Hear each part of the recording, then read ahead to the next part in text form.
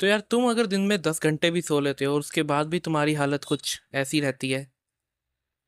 Basically मेरा मतलब है कि एक दिन में 10 घंटे सोने के बाद भी तुम्हें कभी भी फ्रेश फील नहीं होता, उठते सार भी तुम्हें एकदम ऐसा हो रहता है, सिर भारी होता है, नींद आती है, और जब तुम काम करने बैठते हो तब तो तुम्हारी हालत एकदम ही ख़त्म हो जाती है, स्पेशली जब वो कोई मेंटल वर्क हो, जैसे कि लैपटॉप पे काम करना, स्टडी करना या किसी भी काम में फोकस करना।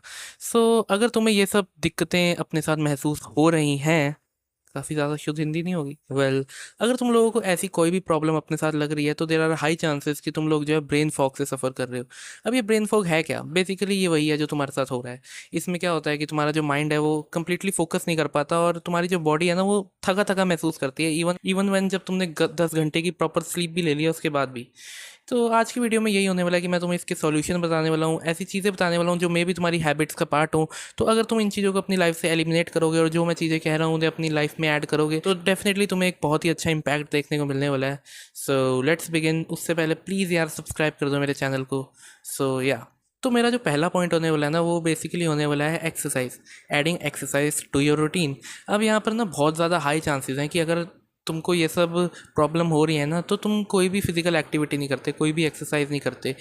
इसी वजह से जो तुम्हारी बॉडी है ना वो काफ़ी ज़्यादा थका थका महसूस करती है। अब तुम कहोगे कि अगर मैं एक्सरसाइज नहीं कर रहा तो मेरी बॉडी को थका थका महसूस कर रही है। एक्चुअली में ना एक्सरसाइज बहुत ही ज़्यादा इंपॉर्टेंट होती है तुम्हें मेंटली फिट रखने के लिए। तो ये ना मोर ऑफ फिजिकल फिटनेस से ज़्यादा तुम्हारे मेंटल फटीक का एक तरह से रीज़न हो सकता है कि तुम्हें ब्रेन फॉग हो रहा है। तो तुम्हें क्या करना है, सिंपली एक एक्सरसाइज ऐड करनी है। अब वो जिम हो सकता है, वो रनिंग हो सकती है, वो वॉकिंग इवन हो सकती है। कुछ लोग तो चलते भी नहीं है, वो सारा सारा दिन अपने रूम में बैठे रहते हैं और डूम स्क्रोलिंग करते रहते हैं। अगर तुम्हारे साथ भी ये दिक्कत है तो देर आर हाई चांसेस कि तुम भी ऐसे ही हो। अब मुझे नहीं लगता कि तुम्हारे पापा ने कभी या तुम्हारे किसी भी दादा ने ऐसा कहा होगा कि यार मेरे को मेंटल फटीक हो रहा है या फिर मेरे को माइंड फॉग हो रहा है या कुछ भी ऐसा। ये तुम्हारे साथ है क्योंकि देर आर हाई चांसेस कि तुम कोई भी काम ही नहीं कर रहे हो यार जीवन में। तो सिंपल सी बात है, कोई काम काम ढूंढो, काम करो, अपनी बॉडी को थकाओ, और तुम्हारी जो ओवरऑल स्लीप है ना इससे वो भी फिक्स होगी, और डेफिनेटली ये जो तुम्हें मेंटल फटीग है या ब्रेन फॉग है दूसरी भाषा में कहूँ तो वो चीज़ जल्दी फिक्स हो जाएगी। और दूसरी चीज़ होने वाली है डाइट। अब देखो तुम जो भी खाते हो ना वो डायरेक्टली इम्पैक्ट करता है तुम्हारे माइंड पे। हो सकता है तुम्हारी जो डाइट हो ना वो कम्प्लीटली फक्ड अप हो, जिस वजह से जो तुम्हारा मेंटल फटीक है या ब्रेन फॉग है वो काफ़ी ज़्यादा बढ़ रहा है। अब तुम्हारी डाइट में हो सकता है कार्ब्स की मात्रा ज़्यादा हो, तो ऑब्वियस ही बात है कि तुम्हारी जो बॉडी है उसको डाइजेस्ट करने के लिए ज़्यादा से ज़्यादा एनर्जी लगाएगी और तुम्हें नींद आएगी। सिंपल सा ये लॉजिक है। अब तुम्हें अपनी डाइट में क्या सुधार करना चाहिए? अब मैं नहीं कहता कि कम्प्लीटली अपनी डाइट चेंज कर लो, क्योंकि बहुत सारे लोग कहेंगे हमारे पास मनी इश्यू है या कुछ भी है। अब देखो वैसे तो तुम्हारी प्रॉब्लम है, लेकिन मैं कहूँगा कि अगर तुम इतना सा भी चेंज ला सकते हो ना अपनी डाइट में, वो डेफिनेटली लाओ। अपने डाइट में हाई प्रोटीन ऐड करो, दही, मिल्क, एग्स या वटेवर जो भी तुम्हें अच्छा प्रोटीन सोर्स दिखता है वे उस सबको ऐड करो। तो सिंपल सी बात है, अगर तुम अपनी डाइट को सुधारोगे ना तो हो सकता है 50% तुम्हारी प्रॉब्लम ऐसी ठीक हो जाए। तो डेफिनेटली इस पॉइंट पे ज़रूर ध्यान देना। और तीसरा पॉइंट होने वाला है कि सनलाइट। अब हो सकता है कि तुम जो हो ना विटामिन डी डेफिशिएंट हो, इस वजह से भी ऐसी प्रॉब्लम जनरली लोगों में देखने को मिलती है। अब आजकल तो है ना इंडिया में मानसून चल रहा है तो ज़्यादा धूप का जो एक्सपोजर है वो मिल नहीं पा रहा है। तो अब ये नहीं है कि तुम कहीं कुछ लोग सोचें कि हमें विटामिन डी के सप्लीमेंट लेना शुरू कर दिए, नहीं, ऐसा बिल्कुल भी नहीं करना।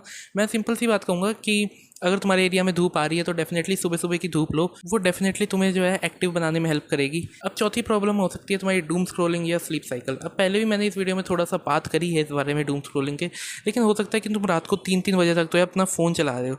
तो सिंपल सी बात है, अगर तुम ये सब कर रहे हो ना अपने साथ तो तुम्हारा माइंड जो है वो कभी भी रिलैक्स नहीं हो रहा। तुम्हें लगता तो है कि तुम 10 घंटे के लिए सो रहे हो, लेकिन उसमें भी तुम्हारा माइंड जो है बिल्कुल भी रिलैक्स नहीं फील कर रहा। इसलिए तुम्हें क्या करना है, सिंपल सी बात है, सोने से 1 या 2 घंटे पहले कोई भी स्क्रीन का एक्सपोजर नहीं रखना। इससे तुम्हें जो है नींद अच्छी आएगी और जब तुम सुबह उठोगे ना एकदम फ्रेश उठोगे। और सेम थिंग तुम्हें सुबह भी करनी है, एटलीस्ट 1 घंटा तो उठने के बाद अपना मोबाइल फ़ोन ना ही यूज़ करना। मतलब अगर ज़्यादा इंपॉर्टेंट काम नहीं है तो क्यों ही यूज़ करना, मेरा तो यही कहना है। बाकी तुम्हारी इच्छा है, लेकिन अगर तुम मोबाइल फ़ोन का यूज़ कम करोगे ना तो तुम्हारी आंखों को भी रिलैक्स मिलेगा, और ओवरऑल जो तुम्हारे को ये दिक्कत हो रही है ना ब्रेन फॉग की, ये डेफिनेटली फिक्स होएगी। अब पाँचवा पॉइंट है, वैसे अगर तुम ये 4 पॉइंट कर लोगे ना तो पाँचवीं की तुम्हें ज़रूरत नहीं है, क्योंकि पाँचवा पॉइंट ना एक तरह से कह सकते हो बोनस पॉइंट है या कुछ भी है। तुम्हें सिंपली एक ब्लड टेस्ट कराना है अपना। जब तुम अपना ब्लड टेस्ट करा लोगे ना उसमें तुम्हें साफ दिख जाएगा अगर तुम्हें कोई भी तुम्हारी बॉडी में डेफिशिएंसी है तो तुम डायरेक्टली जो है उस पर काम कर सकते हो। तो अगर तुम ब्लड टेस्ट करा लोगे तो काफ़ी ज़्यादा हेल्पफुल रहेगा। अगर कुछ नहीं भी है तो अच्छी बात है ना कि तुम्हारी बॉडी में कुछ भी प्रॉब्लम नहीं है, लेकिन अगर है तो तुम उसे सिंपल सी बात है फिक्स कर पाओगे। तो मैं ये सजेस्ट करूँगा कि अगर करा सकते हो तो करा लो, नहीं तो अगर ये 4 पॉइंट पे तुम काम करोगे ना, डेफिनेटली बता रहा हूँ कि तुम्हें ज़रूर, ज़्यादा नहीं, 15 दिन कर लो, डेफिनेटली एक अच्छा इम्पैक्ट तो देखने को मिलेगा ही मिलेगा। बस यही थी आज की वीडियो, आई होप कि आप लोगों को अच्छी लगेगी। तो एक लास्ट में जाते जाते यही कहूँगा that there is only one life, don't be average, love you all, thank you.